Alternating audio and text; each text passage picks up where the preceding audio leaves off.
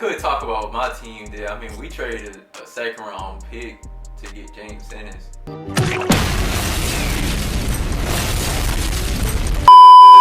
Hold on. Hey, yo, it's your boy Until22, man, back at you with another video. Okay, so today we gotta talk about it, man. I'm sorry, I can't not speak on the situation, man. Too many trades happened over the trade deadline for me to just act like they didn't happen, you know what I'm saying? Because some of them really disappointed me, some of them are interesting to me, and some of them just made me like, okay. Because Westbrook is one of my favorite players. You know, the first team we gotta talk about is the Rockets, man. The Rockets got Robert Covington and Jordan Bell in a 4-team trade. They traded Clint Capella to the Hawks, and they gave them the name. The Timberwolves in this trade got Malik Beasley, I think his name Juan, I'm gonna just call him Juan, Hernan Gomez. They got Evan Turner, they got Jared Vanderbilt, and they got a first-round pick from the Nets that was given to them by the Hawks, I guess. Then you got the Nuggets. Let's not forget, the Rockets traded like 3 or 4 players in this trade. Because Gerald Green be on their roster, they just ain't been playing them. So they traded him to the Nuggets. Nuggets also got Noah Vonleh, Keita Bates-Diop, Shabazz Napier. I didn't even know he was still playing, but okay. And a first-round pick from the Rockets. So what you're telling me is the Rockets actually ended up trading Clint Capella. I've been hearing about this jump for like a year and a half now. They actually traded Clint Capella, and then they also had to trade a pick. In what situation is trading Clint Capella lead to you not getting a first-round pick from it? Why are the Rockets trading all their first-round picks? How do the Nuggets get a first-round pick out of this situation? Actually, no, I know how.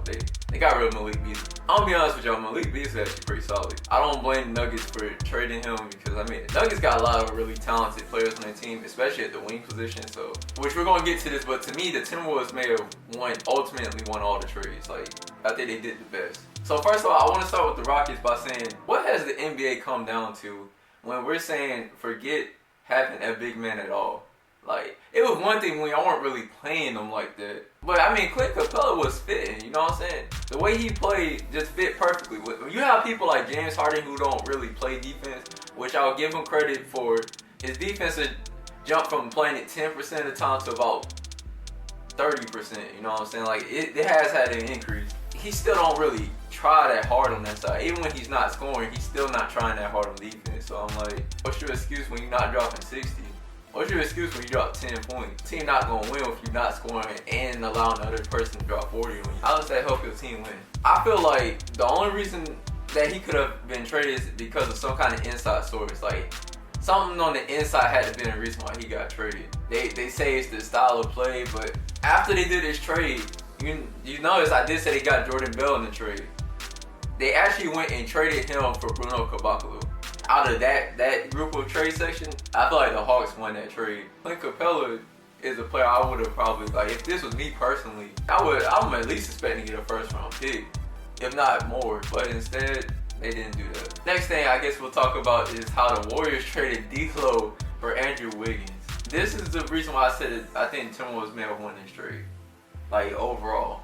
So not only did the Timberwolves end up getting Malik Beasley, who was actually a really good player for the Nuggets, but like the Nuggets have too much talent at the wing position, and Michael Porter Jr. is like he's really starting to come along. So I guess they're going in the direction of him. So it made sense like why they would trade him.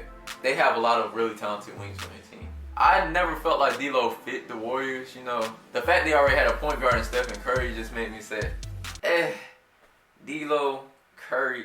Like, the way people was talking, I was like, you got Curry, you got Klay Thompson. That's all your point guard and 2 guard. He's supposed to be the main ball handler. You can't have 2 main ball handlers and a shoot. Like, it don't make sense. D'Lo's not really an off-the-ball type player like that. So, me personally, I always thought they was going to trade D'Lo this year. I think Curry getting injured on top of Draymond getting injured for some games and all the injury woes they had and how bad they came out here and looked. I think that's what really pushed them into doing it quicker, or at least I guess you could say quicker. I always kind of felt like they was going to trade him by the deadline. But I'm pretty sure that's what definitely confirmed it to them that they had to do it. Wiggins is one of those players that people looked at him like he was going to be one of the best things ever. Like, when I watched him in high school, I was like, he looks good. Now I watched him in college that one year that he played, and I was just like, I don't see why they've been projecting him to go first overall since high school. You know what I'm saying? Like I wasn't seeing it. I mean, I guess he played alright at first. Like people trying to make him sound he played crazy. I always just thought he just looked alright. I always felt like he just looked like a product of getting the most touches. You know what I'm saying? Obviously he has talent, but just because you can score doesn't mean you're an efficient scorer. Being able to drop 20 points on 18 attempts every night, that's not really telling me nothing other than you shoot the most. You know what I'm saying? Like Cat, they had Wiggins, and they had Zach LaVine, Chris Dunn. I think they had all four of them on a team at one time. When they had that group, I thought they was going to end up turning into being something. You know? Either it didn't work out, or they didn't give it enough time. All I know is everybody went in their own direction for the most part. If you remember back in free agency, D'Lo always wanted to go to the Timberwolves. That's the team he wanted to go to. But I guess the little sign and trade thing was just so he could get the amount of money that he felt like he deserved after becoming an all-star. But apparently, him and Towns are really good friends. This is dope as anything. Yo, spoken into existence for years. Oh, this shit. What's up, family? What's up, family? Hey man, welcome home. Hey, this a movie to me, bro. This ain't real. What's up, brother? What's up, brother? Good to see you, man. You alright? Hell yeah. What's up, Coach? What's up, man? You good? Yo. Glad to have you. Ah, my dog. Yeah, that junk confused me too.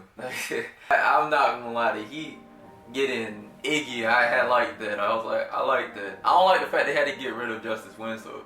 Justice Winslow been needing a new start for a minute though. Justice Winslow got traded to the Grizzlies. They also traded Gorgie Dang and Dion Waiters. It was a three-way trade. So I mean, James Johnson was a part of it too. Then he also got Jay Crowder and Solomon Hill. Solomon Hill was overpaid the year that he got all that money when he played with the Pelicans, and it was just disappointing to me. You know, he got paid all that money because they had money to spend. You know what I'm saying? Which I mean, power to him. I mean, he finessed the system a little bit, but hey, you got it, bro. You got it. But I'm interested to see if Iggy still got it like that. I like seeing Iggy be able to play, man. That was one of my favorite 76ers players back in the day. Every time I get to see him and Drew Holiday get the ball out, I'm always happy for that. But that's pretty much all I have to say about that. I also think this might be a great pickup for the Grizzlies, but like I said, we'll see. Andre Drummond goes to the Cavaliers, and the Pistons get John Henson, Brandon Knight, and a second-round pick. Andre Drummond got traded for a pack of peanuts. And the reason I say that is because they didn't get a first-round pick out of this. Like, if the players you get is not like star level for a star player, like Andre Drummond was definitely one of the star players of the Pistons. Like, we not gonna sit here and cap and act like he wasn't. Even since they gotten Blake Griffin, Drummond's still been the best player they've had on their team. They just haven't been getting it done, man. It's trading for a player that you drafted. Like, y'all drafted Brandon Knight. Why y'all trading to get him back when y'all clearly didn't want him the first time? Y'all never had to trade him in the first place, but you did that. Stupid! So why'd you hurry to get him back? Y'all got John Henson. I like him defensively, but I don't really see how this makes your team better. Derrick Rose as a starter is still the way I would go. Reggie Jackson as the backup is still the way I would go. Cavs, I don't even think they was playing Brandon Knight. So I mean, second round pick. What is a Cavalier second round pick? Like, I'm sad to see my boy Jabari Parker getting punched around like a little pinball now, man. He getting tapping him all around like a pinball for real. And that junk is really sad. Ever since he came out and said that statement, like, we're NBA players, we get paid to put the ball in the net. He essentially said forget defense. He said it's not going to help him win. It's not going to help his career. It's not going to basically help do anything. Which made it sound like he doesn't even care about winning anymore. I don't know what happened to my boy Jabari. Coming out of college, bro, he had that heart. I don't know what happened to it, bro. It's not there no more. He got traded to the Kings, him and Alex Len. Alex Len is also a sad case because at the time, it did seem like Alex Len could be a solid starting center, but that will drop though quickly. The Hawks is getting Dwayne Dedman and the second round picks from 2020, 2021. I've been liking what the Hawks been doing too. I feel like they did some good trades. Oh yeah, the Clippers thing been funny, bro. The Lakers wanted to get Marcus Morris, right? From the Knicks. Obviously, Marcus Morris doesn't want to play on the Knicks. I mean, Knicks don't even know what they're trying to do. The Clippers got Marcus Morris and Isaiah Thomas. My boy Isaiah, boy.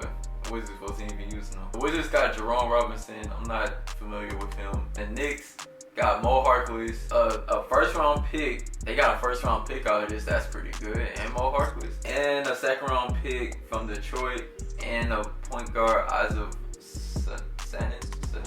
My bad, bro. I don't know how to say your name. I think it was a good pickup for the Clippers. Like, I feel like the Clippers be trolling, honestly. It's kind of funny. I could talk about what my team did. I mean, we traded a second round pick to get James Ennis. But apparently our team did that because of the injuries we've been having. Isaac getting injured, that jump was tough. So now, ever since he gotten hurt, our team has not been looking as good.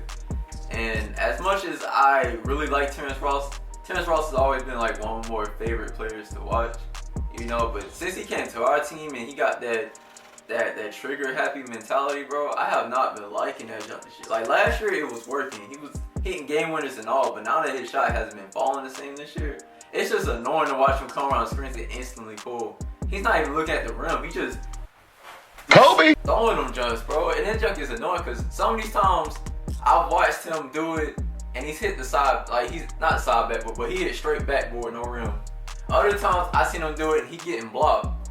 Other times I'm seeing him get put in jump ball animations doing it because people are like, this junk is so predictable. Every time he catch the ball and you see him do that junk, you know he's about to go for a shot, bro. He's not even playing it off like he's not gonna do that. He's doing it every time. That junk's getting annoying to watch, bro. That's not a real offense that we're running out there. I do like how Markelle has been looking for us.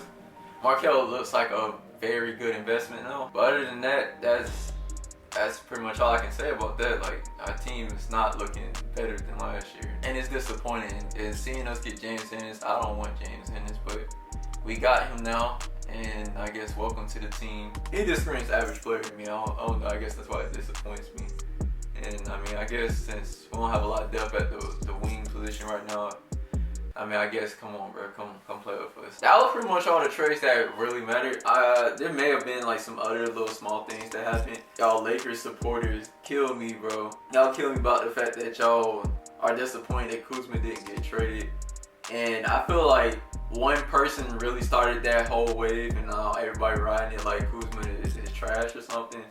But like, he's not good. Like, I mean, I guess you could say he looks less focused now, but I mean, like, now that LeBron's there, they got a new coach, it don't really sound like they try to focus on Kuzma like reaching his full potential. I don't feel like he can reach that while playing beside Anthony Davis and LeBron James. They're demanding greatness now, and I mean, he gotta find his greatness. Like, you seen flashes of it before LeBron got there, so to make it sound like he's trash now is crazy to me. And then like, I've heard people talk about like them trading to get D'Lo back. Like, nah, bro. Why want D'Lo now? Y'all didn't want him when y'all felt like he was Snitch Angelo, you know what I'm saying? When that was a thing, y'all didn't want him then. Y'all was happy he got traded. And now that he got traded and he finally bloomed into the player that he wanted to be, that we all felt like he could be, now y'all want to switch up. I'm gonna leave it there, man. Oh, so many thoughts, man. We gonna see how this goes. So like I said, some of them trades was like, Some of them was like really good, and some of them are potential based. Like, we gotta see where it goes. Tell me how you feel about the different trades. Like, tell me about a trade that you think was really good. Tell me about a trade that you think was really bad in the comment section for me below. If you enjoyed this video, please make sure to give a boy a thumbs up, share the video, subscribe to my channel if you haven't already. And as always, there'll be videos around me, probably a little subscribe button over here. And as always, it's been real. It's your boy. I'm out.